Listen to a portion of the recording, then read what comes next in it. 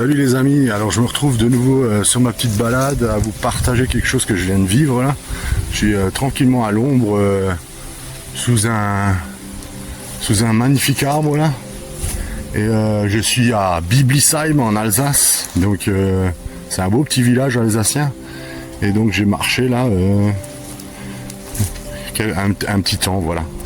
Donc voilà ce que je voulais vous partager, c'est l'histoire que je viens de vivre à l'instant.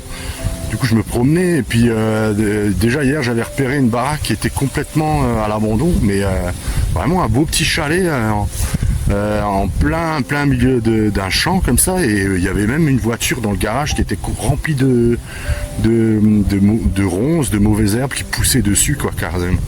Du coup aujourd'hui j'ai décidé d'aller voir ce qui se passait quand même à l'intérieur, et j'ai vu qu'il y avait tous les meubles et des photos, tout le mobilier, des photos de personnes, d'un couple.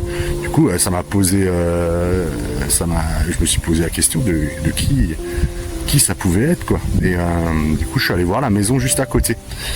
Et la personne, elle m'a accueilli gentiment avec son petit chien, et elle m'a expliqué que voilà, c'était son frère qui passait d'une chose à l'autre, quoi. C'est-à-dire qu'il avait une exploitation et que comme il était très très riche, eh ben il s'était permis de changer carrément d'endroit, mais pour faire la même chose, quoi, pour rouvrir une autre exploitation et reconstruire tout, et celle-là il la laisse à l'abandon. Voilà, j'ai l'impression de me voir un petit peu de temps en temps. J'ai aussi réagi en tant qu'homme dans les situations comme ça, quand je me lassais, mais lui c'est l'argent qui le tient. Je pense qu'il y a beaucoup d'hommes où c'est vraiment l'argent qui nous tient, et du coup on passe vite à autre chose, quoi, hein. Ça peut être aussi dans les relations, hein, qu'on passe d'une chose après l'autre, qu'on vit dans l'isolement. Elle m'expliquait que son beau-frère vivait dans l'isolement, qu'il lui en voulait beaucoup, qui l'a condamné elle parce que c'est une pièce rapportée, comme c'est sa belle-sœur. Et du coup son frère à cet homme est marié à cette dame qui m'a parlé, et lui il essaye de faire ce qu'il peut pour maintenir cette maison et ce qu'il y a autour à peu près propre, quoi. Mais la maison elle est en train de se délabrer complètement. Mais bon, c'est pas ça le sujet, c'est qu'on est tous des hommes et qu'on est souvent, hein, on a souvent ce comportement-là, et je l'ai eu aussi. On passe d'une chose après l'autre, quoi. Et on n'est jamais satisfait de ce qu'on a, on n'est pas comblé. Et du coup j'ai expliqué à la dame que en fait on était tous à la recherche, on avait tous un manque. Ça peut être là dans un manque, on cherche quelque chose, on recherche quelque chose qui nous manque. Alors on peut avoir toutes les richesses du monde, on peut être très très riche, on peut passer d'un commerce à l'autre, on peut passer d'une maison à l'autre, on peut passer d'une épouse à l'autre, on peut se marier puis changer et puis échanger, les vêtements aussi, hein. On achète, on consomme et ainsi de suite, mais on n'est jamais satisfait, on n'est jamais rempli. Et en fait, moi j'étais comme ça, vraiment, et j'ai demandé j'ai rencontré le Seigneur, et il m'a donné ce qui me manquait en fait, l'amour, tout simplement l'amour de Dieu. En fait, personne, ni aucun être humain, ni aucune personne n'est capable de vous donner cet amour-là. Et c'est l'amour de Jésus-Christ qui est mort sur la croix pour vous sauver. Voilà. Beaucoup de gens souffrent encore parce qu'ils n'ont pas Jésus. Et ils n'ont pas la foi, ils ne l'ont pas rencontré personnellement. Vous savez, moi je vis cette foi parce que c'est Dieu qui me l'a donné. Et c'est Dieu, il vient auprès de vous, il est tout le temps auprès de vous. Si vous regardez la vie, vous êtes protégé depuis votre naissance, avec toutes les tempêtes qui vous arrivent, mais Dieu vous protège, même si vous n'avez pas la foi, parce qu'il vous a créé à son image. Il vous aime, et vous êtes vraiment des enfants qu'il a créés, chacun différent, mais il vous aime tous. Peu importe qui vous êtes, peu importe ce que vous faites, il vous aime. Il pardonne tout. Il vous aime parce qu'il vous aime comme vous êtes. Venez tout simplement vers lui. Moi, je prie vraiment que vous puissiez aller vers lui. Il y a du monde qui passe. Et d'aller vers lui et de lui demander tout simplement, Seigneur, si tu existes, viens à moi, viens en moi. Parce qu'il vient vivre en vous. C'est pas une religion, la chrétienté. D'ailleurs, ça veut pas dire ça. Hein? C'est pas une religion, ce que je vis, moi. C'est une relation. Dieu se permet de vivre en moi.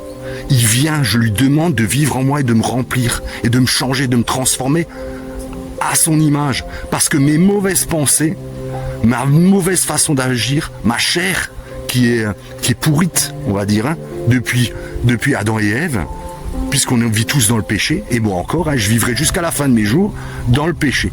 Je serai jamais complètement rétabli, parce que le seul qui n'a pas vécu dans le péché, c'est Jésus-Christ. Lisez la Bible, renseignez-vous, allez sur Internet, regardez les témoignages, vous verrez, les gens qui ont rencontré Jésus, ils ont vécu des guérisons, des changements, ils ont lâché prise. Même moi, j'étais addict à l'alcool, à la cigarette, à la pornographie, et j'en passe. Et je suis guéri de tout. J'étais malade même dernièrement. Et Dieu me guérit. Dieu, il est en train de me rétablir. Il est vraiment en train de me rétablir. Hein. Et à un moment, je marchais plus, comme je vous l'ai dit dans les dernières vidéos. Je marchais plus. Donc, il me transforme de jour en jour. Pourquoi? Ben parce que je passe du temps avec lui. C'est comme un papa, comme un vrai papa. C'est mieux qu'un vrai papa. Voilà. C'est mieux qu'un vrai papa parce qu'il vous comble d'amour. Il vous écoute. Il a compassion de vous. Il entend vos difficultés. Et il sait, parce que lui est venu en tant que fils, Jésus-Christ, pour prendre nos péchés et mourir à la croix par amour pour nous. Il s'est fait enfant, il s'est fait tout petit, il s'est fait le plus petit de nous pour mourir à la croix, pour que nous ayons la vie éternelle. Alors je ne sais pas si vous comprenez, j'utilise mes mots, mais c'est ça.